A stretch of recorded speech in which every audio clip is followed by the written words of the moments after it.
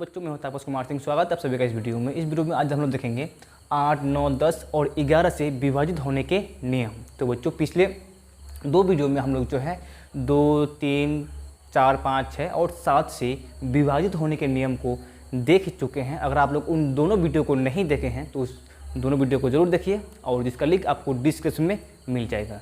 तो बच्चों, आज हम लोग शुरू करते हैं 8 से विभाजित होने का नियम।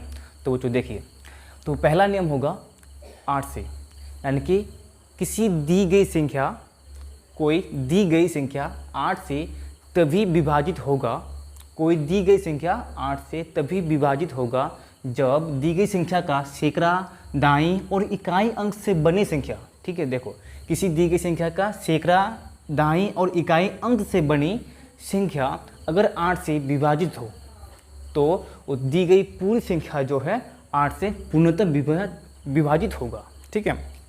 तो यानी कि सैकड़ा, दाई और इकाई के अंक, इकाई के अंकों से, ठीक है। किसी दी गई संख्या का सैकड़ा, दाई और इकाई के अंकों से जो संख्या बनता है केवल वो जो है 8 से विभाजित होना चाहिए और बाकी जो संख्या में अंक है पूरा का पूरा संख्या जो है 8 से विभाजित हो जाएगा, ठीक है। तो हम बच्चों एक उदाहरण लेते हैं। उदाहरण से हम समझते हैं 3, 7, 8, 5, 2, 5, 6। तो ये संख्या देखो, ये संख्या में जो सैकड़ा है 2 है, दाई का अंक में 5 है, इकाई अंक 6 है। यानी कि हम लोग को बस देखना है लास्ट के 3 अंक। अगर लास्ट के 3 अंक 8 से विभाजित होता है तो बाकी जो पूरा जो संख्या है पूरा संख्या 8 से पूर्णतः विभाजित होगा। तो दो बच्चों, यहाँ हम लोग केवल 3 अंक लेंगे, सैकड़ा, दाई और इकाई। इसको हम लोग 8 से भाग करके देखेंगे, ठीक है। तो यहाँ देखो 8 का टेबल पढ़ेंगे हम लोग 3 बार, तो यहाँ पर होगा 3 और 8 या 24, बचेगा इसमें केवल 1, तो यहाँ पर आएगा 6, तो बनेगा 16 और 8 दूना 16। तो बच्चों, ये अगर पूर्णतः विभाजित हो जाता है लास्ट के 3 अंक तो ये पूरा का पूरा संख्या जो है 8 से विभाजित होगा, ठीक है बच्चों। देखो, नियम कह रहा है कि लास्ट के 3 अंक अगर 8 से विभाजित है तो पूरा संख्या 8 से विभाजित होगा, ठीक है। और अब हम लोग जो है इसका प्रूफ देखेंगे, ये सत्य है या नहीं। यानी कि लास्ट के 3 अंक तो विभाजित हो गया, ठीक है।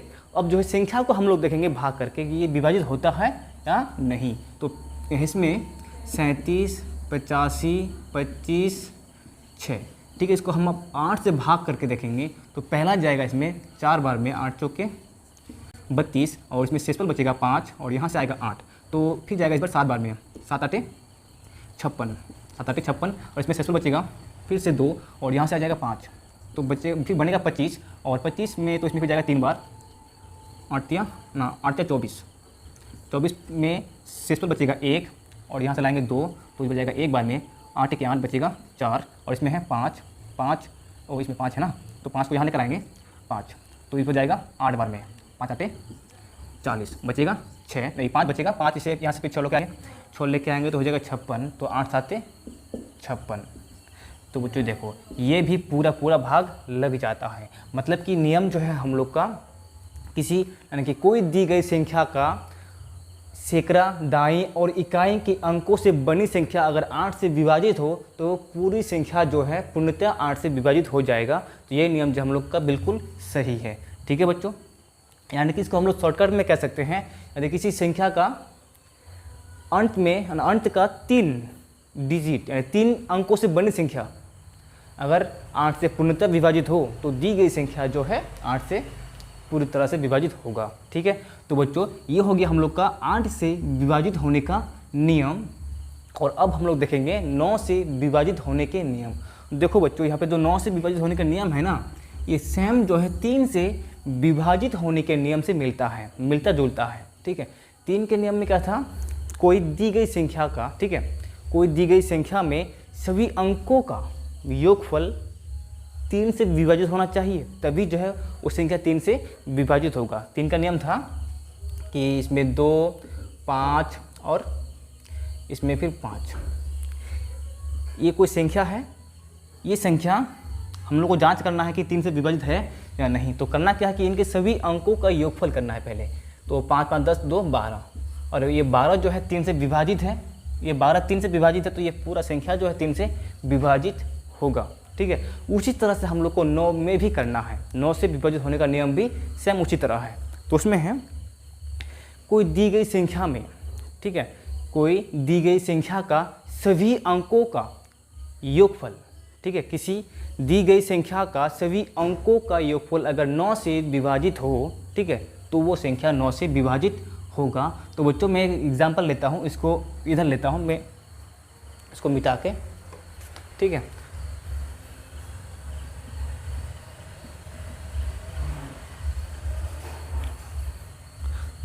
तो बच्चों ये जो हम लोग एग्जांपल लिए थे इसके लिए, तो मैं इसी को ट्राई करता हूँ, ठीक है। ये जो है सभी अंकों का योगफल कितना होता है, तो 3 और 7 10, 10 और 8 18, 18 और 5 23, 23 और 2 25, 25 और 2 25 और 5 30, 30 और 6 36, यानी कि इसमें कितना हुआ अंकों का योगफल 36 हुआ। फिर इसका अंकों का योगफल करेंगे तो 3 और 6 हो जाता है 9, और यानी कि 9 जो है 9 से विभाजित होगा, और 9 से 36 भी विभाजित होता है। इसका मतलब ये है कि ये संख्या जो है पूरा 9 से विभाजित होगा। तो बच्चों इससे हम लोग को लग रहा है कि ये नियम से जो है लग रहा है कि ये विभाजित होगा। अब जो हम लोग प्रूफ भी देखेंगे, इसको अब 9 से विभाजित करके देखेंगे कि भाग लगता है या नहीं। अगर ये भाग लग जाता है तो हम लोग का जो नियम है वो बिल्कुल सही कह रहा है, ठीक है। तो नियम से हम लोग इसको भाग देंगे 37 8 5 2 5 6। अगर ये भाग नहीं लग रहा है ना तो क्या होगा कि इसमें जो हम लोग का जो एडिशन है वो गलत हो सकता है, ठीक है। तो पहले भाग करके देखते हैं। तो 9 जाएगा 4 बार में, 9 चौके 36, और शेषफल बचेगा 1, यहाँ से लाएंगे 8, तो इस बार जाएगा 2 बार में, तो 9 दूना 18, ठीक है। ये पूरा कैंसिल हो जाएगा, और यहाँ से लाएंगे फिर 5, तो एक अंक लाने से तो ये कटता नहीं है, इस बार हम इसे 0 लेंगे और 2 को लेकर आएंगे, ठीक है। तो ये हो गया 52। अब देखो 9 का लाइन पढ़ेंगे, इसमें 9 5 45, ठीक है। तो 5 बार में जाएगा ये, यहाँ आएगा 45, और शेषफल बचेगा इस पर 7, ठीक है। और यहाँ से 7 बचा तो 5 फिर आएगा, यहाँ से हो जाएगा 75, और 75 में पढ़ेंगे तो आएगा 9 का लाइन 8 बार में, तो 8 9 8 72, 9 8 72, और शेषफल बचेगा 3, लास्ट में है 6, और तो ये 9 चौके 36। तो बच्चों बिल्कुल हम लोग का ये सही है, ठीक है। जो नियम कह रहा है कि अगर सभी अंकों का योगफल जो है 9 से विभाजित हो तो वो पूरी संख्या जो है 9 से विभाजित होगा। तो इस संख्या को हम लोग 9 से विभाजित करके देखें तो ये शेषफल कितना हो गया, 0 हो गया। तो ठीक है, तो बच्चों आप लोग जो है कभी भी अगर आप लोग को जांच करना होगा 9 से कि कोई संख्या विभाजित है या नहीं, केवल उनके अंकों को जोड़ के देखो, ठीक है। केवल उनके अंकों को जोड़ के देखो, और अगर वो योगफल जो है 9 से विभाजित हो जाएगा तो पूरी संख्या विभाजित हो जाएगा, ठीक है। तो मतलब कि 9 का और 3 का दोनों जो है मिलता जुलता है। तो जो अब जो है हम लोग देखेंगे 10 का, और 10 का जो है सबसे आसान है, उसको याद रखना। देखो इसमें बस क्या करना है, इकाई अंक यानी कि इकाई अंक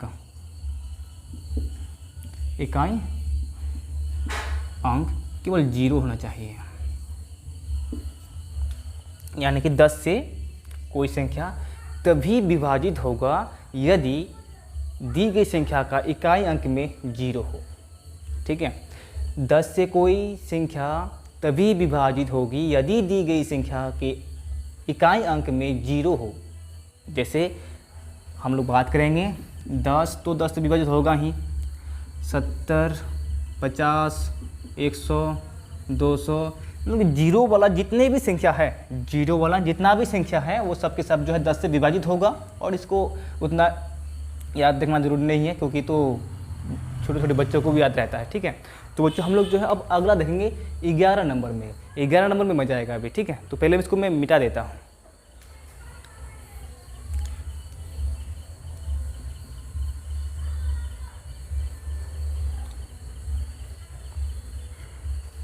और 11 नंबर को समझने के लिए पहले मैं क्या लेता हूँ, एग्जाम्पल ले लेता हूँ, ठीक है। एग्जाम्पल में मैं लूँगा यहाँ पर सेम 3 7 8 9 8 2 5 6 8 7 6, ठीक है। तो ये हो गया हम लोग का एक संख्या, और हम लोग को देख के केवल बताना है कि ये दी गई संख्या है वो 11 से विभाजित है या नहीं। तो पहले हम लोग बच्चों नियम पढ़ लेते हैं, नियम समझ लेते हैं, नियम क्या होता है। तो 11 से कोई संख्या तभी विभाजित होगा जब दी गई संख्या का इकाई अंक से, ठीक है, इकाई अंक की ओर से सम संख्याओं के स्थानों में अंकों का योगफल, सम स्थानों के अंकों का योगफल और विषम स्थानों के अंकों का योगफल का अंतर 0 हो या फिर 11 से विभाजित हो, ठीक है। देखो उसमें क्या कहा गया है, इकाई अंक से, इकाई अंक इधर है, इधर से ये जो है इकाई अंक है, और हम लोग को काउंट करते हुए आना है इधर से, ठीक है। देखो सम संख्या क्या होता है, 2 4 6 8 10 ये सब सम संख्या होता है, और जो 1 3 5 7 9 होता है सब जो है विषम संख्या होता है। तो बच्चों तो इसमें ध्यान दो कि दाईं ओर से पकड़ना है, क्योंकि इकाई अंक किधर रहता है, दाईं ओर की तरफ रहता है, ठीक है। तो दाईं ओर से पकड़ना है 1 2 3 4 5 6 7 8 9। तो देखो बच्चों इसमें सम संख्या कौन कौन है, 2 4 6 8, और बाकी सब जो है विषम संख्या है। तो सम संख्या के स्थान पर जो जो अंक है उसको प्लस करना है, और जो विषम संख्याओं के अंकों में है उसको प्लस करना है, और दोनों का अंतर निकालना है। अगर दोनों का अंतर जो है 0 हो या फिर जो अंतर आएगा वो 11 से भाग लगता हो, ठीक है, तो वो दिया गया संख्या जो है 11 से विभाजित होगा। तो देखो इसमें सम संख्या में कौन है, पहले 7 है, प्लस इधर 9 प्लस 2 प्लस 7, और इधर करेंगे minus 3 plus 8 plus 8 plus 5 plus 6, ठीक है। तो देखो इसमें 9 और 7 16, 16 2 18, 18 और 7 हो जाएगा 25, तो इधर हो गया 25, और इधर 3 और 8 11, 11 और 8 19, 19 और 5 19 और 5 24, 24 और 6, इसमें हो जाएगा 6, और 6 जो है 25 और 6, इसमें कितना होगा 3 8 11, 11 और 8 19, 19 और 5 24, 24 और 6 30। तो बच्चों जो इसका जो अंतर है, अंतर बिल्कुल 0 नहीं आया है, ठीक है। 0 नहीं आया मतलब कि जो अंतर है दोनों का ना, तो अंतर आ गया -5। तो इधर हम लोग अगर उल्टा करेंगे तो प्लस में 5 आएगा, ठीक है, और जो कि 11 से विभाजित नहीं होता है। मतलब कि जो भी आए माइनस में आए प्लस में आए दिक्कत नहीं है, लेकिन जो है 11 से विभाजित होना चाहिए, ठीक है। तो इसमें 0 भी नहीं आया और 11 से विभाजित भी नहीं है। तो बच्चों ये जो संख्या है दिया गया ये 11 से विभाजित नहीं है। तो बच्चों हम फिर दूसरा नंबर ट्राई करते हैं, ठीक है, इसको मिटा के।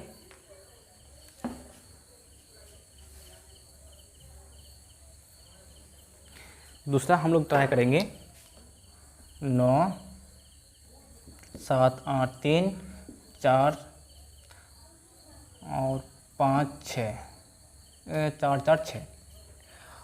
वो इसमें ट्राई करते हैं 1 2 3 4 5 6 7, इधर कुछ और भी ले लेते हैं 8, ठीक है। अब सम संख्याओं को देखो, सम संख्याओं का योग करेंगे 4 और 3 7, 7 और 7 14, 14 और 8 22, और अंतर करेंगे 9 और 8 17, 17 और 4 21, 21 और 6, फिर से हो गया हम लोग का इसमें 21 और 6 27। तो बच्चों फिर से अंतर जो है हम लोग का उतना नहीं आया, तो ये जो संख्या है विभाजित नहीं होगा, ठीक है। हम लोग बच्चों क्या देखें कि ये जो संख्या है अंतर दोनों के बीच में 0 नहीं आया है और 11 से भी विभाजित नहीं है। तो ऐसे संख्या जो है 11 से विभाजित नहीं होता है। तो बच्चों पहले हम लोग इसी को ट्राई करते हैं कि जो है विभाजित नहीं होता है, ठीक है, भाग करके देखते हैं।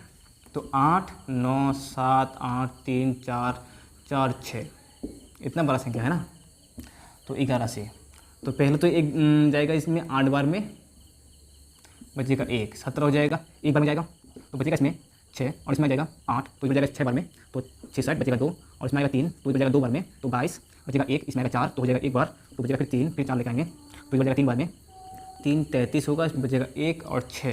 तो देखो बच्चों, जो लास्ट में फिर जाएगा 1 बार, तो शेषफल इसमें कुछ ना कुछ बच जाता है, ठीक है, शेषफल इसमें कुछ ना कुछ बच जाता है। तो इसलिए हम कह सकते हैं कि अगर कोई संख्या इसमें जो दी गई संख्या है, संख्याओं की सम संख्याओं के स्थानों का योगफल, सम संख्या के स्थान में अंकों का योगफल, और विषम संख्या के स्थानों में अंकों का योगफल, अगर योगफल का अंतर अगर 0 नहीं है और या फिर 11 से विभाजित नहीं होता है, तो वो संख्या जो है विभाजित 11 से नहीं होगा, ठीक है बच्चों।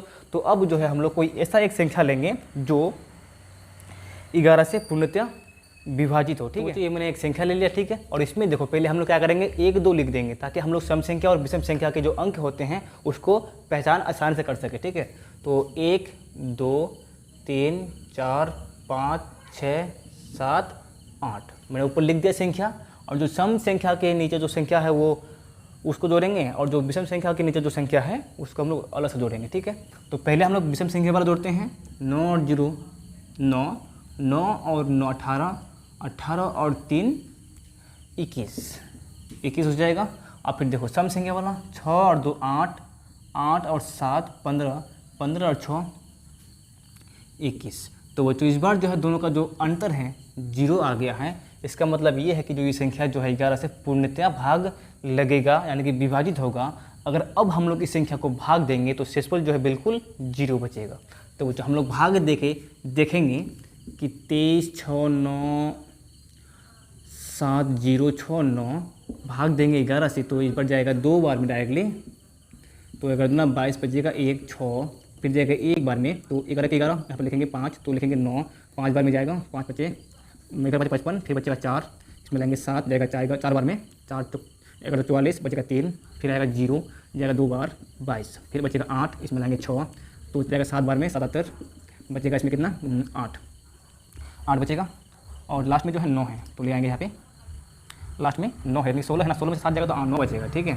तो हो जाएगा 99, तो 9 बार में जाएगा पूरा, ठीक है बच्चों। तो देखो यहाँ पर जो है ये दोनों शेषफल 0 हो गया, मतलब कि अंतर जो है 0 हो गया, तो ये पूरे का पूरा भाग। तो वो उम्मीद करता हूँ आप लोग को ये वीडियो समझ में आया होगा। अगर आप लोग का मन में कोई भी डाउट है तो आप लोग कमेंट सेक्शन में जरूर बताइए, जिसका हल मैं आप लोग को 100% देने का कोशिश करूँगा। तो बच्चों मिलते हैं फिर नेक्स्ट वीडियो में। Thanks for watching.